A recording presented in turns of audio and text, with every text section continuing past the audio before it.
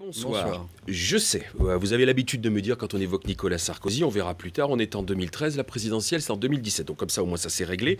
Cette fois, excusez-moi, mais avec Valeurs Actuelles à côté de moi, vous ne pouvez pas me faire cette réponse. Nicolas Sarkozy parle et à voir les réactions, ça fait du bruit. Oui, c'est donc bien la confirmation qui ne laisse personne indifférent. Une partie de l'électorat de droite espère son retour, sondage à l'appui, qui le démontre. La gauche se méfie parce qu'on ne sait jamais. Peut-être va-t-il revenir un jour. Et puis, ça montre sa capacité à être présent sur le ring politique, même quand il ne fait rien. Ouais, alors, ce n'est pas une interview, on va quand même préciser. C'est une conversation avec de longs passages entre guillemets. Et donc, il change de stratégie, il revient. Non, pas du tout. Mais non, pas du tout.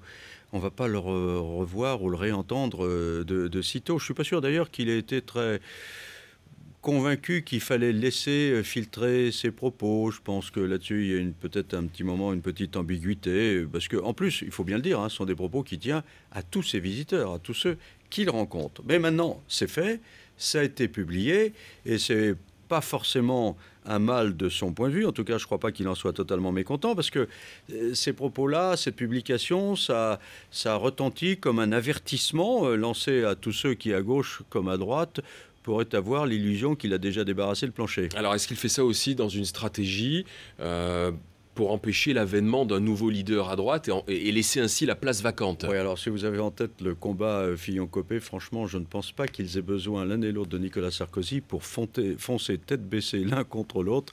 Ils sont assez grands et assez véhéments pour le faire. Alors que maintenant, Nicolas Sarkozy ne se disent pas de temps en temps, tiens, je vais mettre un petit peu de sel sur les plaies, pourquoi pas, bien sûr, mais faire ça de loin, sans donner l'impression de s'en mêler vraiment, tout ça, c'est une manière pour lui de préserver l'avenir, en quelque sorte, mais ça n'est pas son combat principal, de dresser l'un contre l'autre. D'accord. Enfin, Ils suffisent à eux-mêmes. Olivier, il dit qu'il ne veut plus faire de politique, et pourtant il évoque son retour. Oui, mais comme un recours. Un retour comme un recours.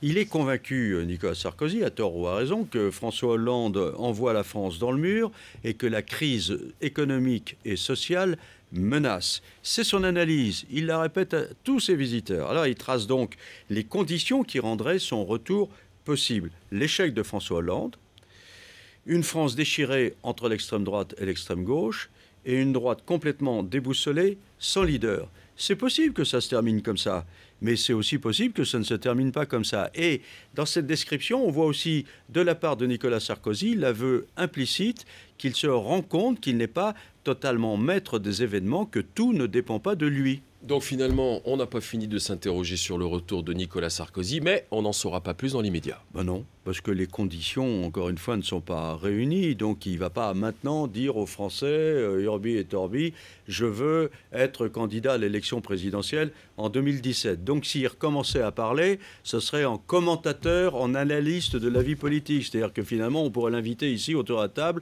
pour venir nous dire, je pense que, etc. C'est pas convenable, c'est pas de son niveau, c'est pas ça qu'il a en tête. Donc, d'autant qu'il pourrait lasser. Alors, en fait, cet excellent article, parce qu'il est vraiment excellent l'article, de Valeurs Actuelles, finalement, c'est pour Nicolas Sarkozy une façon de soutenir le moral des troupes et puis d'irriter un peu ceux qui préféreraient le voir se contenter d'écouter les chansons de son épouse.